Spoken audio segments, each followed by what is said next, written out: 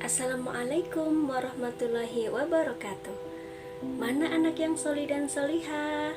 Semoga kalian sehat semua ya. Ya, alhamdulillah. Hari ini kita berjumpa lagi. Dan semoga ujian ini cepat berlalu. Bu Yanti berdoa semoga ketika keluarga kita atau lingkungan kita ada yang sakit, semoga mereka segera diberikan kesembuhan. Anak solih dan solihah, 2 pekan yang lalu kalian sudah menghafalkan surat apa ya? Ya, kalian sudah menghafalkan surat Al-Baqarah ayat 183 yang isinya tentang bulan puasa atau kita diwajibkan untuk berpuasa di bulan Ramadan. Untuk itu, kita dengarkan lantunan ayat suci Al-Quran dari teman kita ya. أعوذ بالله من الشيطان الرجيم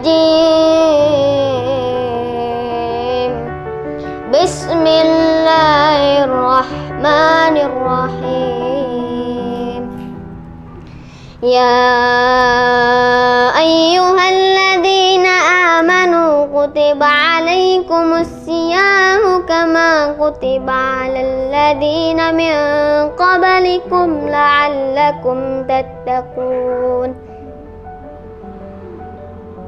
Wahai orang-orang yang beriman, diwajibkan atas kamu berpuasa sebagaimana diwajibkan atas orang sebelum kamu agar kamu bertakwa.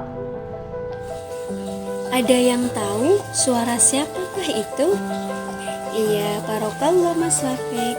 Teman-teman, ayat yang dibacakan tadi sudah bisa dipahami ya, bahwa kita diwajibkan untuk berpuasa di bulan Ramadan. Kita siapa? Ya, kita orang-orang yang beriman dan beragama Islam. Tentunya yang mau masuk surga lah. Terus gimana ya kalau untuk anak-anak kecil, apakah dia wajib? Oke, anak soleh dan solihah, mari kita bahas tentang syarat wajib puasa. Yang pertama, beragama Islam. Kalau orang yang tidak beragama Islam kemudian dia berpuasa, berarti dapat pahala enggak ya? Jelas tidak dong, kan tidak beragama Islam. Kalaupun dia mengamalkannya, yang ia dapatkan akan berbeda dengan kita yang beragama Islam. Mungkin ia dapat sehatnya saja, tapi pahala dan kemuliaan di hadapan Allah pasti tidak dapat. Kemudian syarat yang kedua adalah baligh atau dewasa. Apa itu baligh? Baligh adalah masa di mana kalian beranjak menuju dewasa. Tanda-tandanya, kalau laki-laki pernah mimpi basah, dan jika perempuan akan mengalami menstruasi. Nanti yang laki-laki boleh bertanya sama ayahnya ya, dan yang perempuan boleh tanya bersama ibunya. Jangan ke orang lain loh ya. Berikutnya yang ketiga adalah berakal sehat. Maksudnya tidak gila, tidak pingsan, atau tidak sadarkan diri, karena kadang ada yang tidak sadarkan diri bisa berhari-hari. Mungkin orang itu mengalami sakit gitu ya, kemudian lama berada di rumah sakit karena kondisi tidak sadar, dan itu ada loh. Berikutnya yang keempat adalah mampu melaksanakan puasa. Jika orang tersebut sakit, atau misalnya juga seorang ibu yang sedang hamil atau sedang menyusui, dan orang yang sudah lemah serta tua, maka bagi mereka ada keringanan, yaitu mengganti dengan membayar fidyah.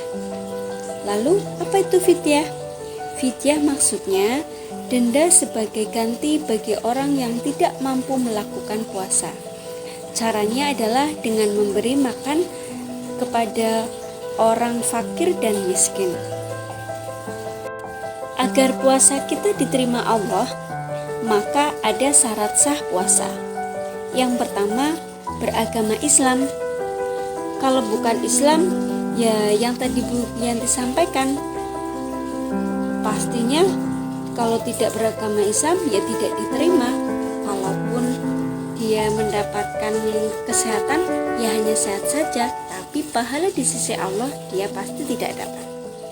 Kemudian yang kedua, berakal sehat. Ya, tadi juga ada ya. Kemudian yang ketiga adalah mumayyiz, yaitu mampu membedakan baik dan buruk. Yang keempat, suci dari haid dan nifas. Yang kelima, pada waktu yang tidak terlarang untuk puasa. Ngomong-ngomong, siapa nih yang tiap tahun puasanya full, gak ada yang bolong-bolong?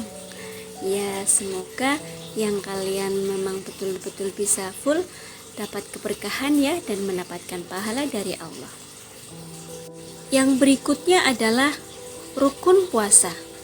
Puasa itu yang harus dilakukan dulu pertama kali apa ya? Ya, yang pertama kali adalah niat. Maksudnya menyengaja menyiapkan akan melakukan puasa karena Allah. Niat baiknya di waktu malam hari atau sebelum terbit fajar. Jadi ketika kalian misalnya malam itu taraweh, nah di situ sudah ada niatan kalau besok mau berpuasa. Paginya berarti bersiap-siap untuk makan sahur. Ya, kemudian yang kedua adalah menahan diri dari segala hal yang membatalkan puasa sejak terbit fajar sampai terbenam matahari. Oh iya teman-teman, ternyata puasa itu bisa batal juga loh.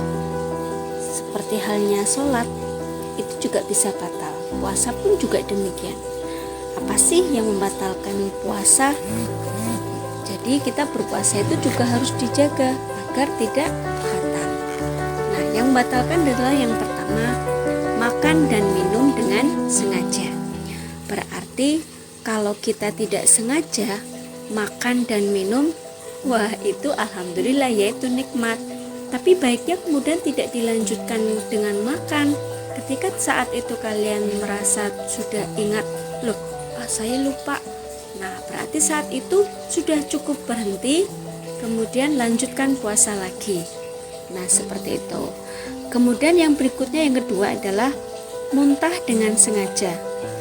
Kalau muntah nggak disengaja juga nggak enak ya, apalagi kok muntah disengaja, pasti nggak enak lah. Nah jadi kalau muntahnya disengaja itu malah membatalkan puasa. Kemudian yang berikutnya yaitu menstruasi atau haid dan melahirkan, itu juga puasanya menjadi batal, maka harus menggantinya di hari yang lain.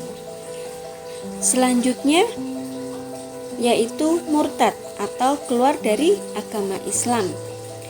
Ya, karena puasa juga bisa rusak, maka dijaga dengan baik ya, agar pahala yang kita dapatkan jadi lebih sempurna.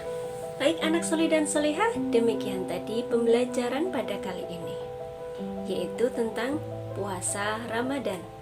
Jadi kita sudah tahu ya dalilnya, kemudian syaratnya dalam kita berpuasa di bulan Ramadan.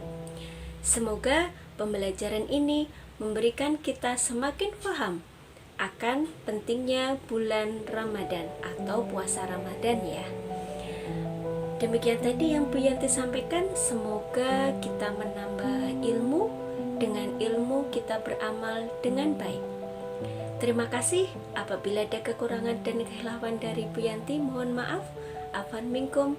Wassalamualaikum warahmatullahi wabarakatuh.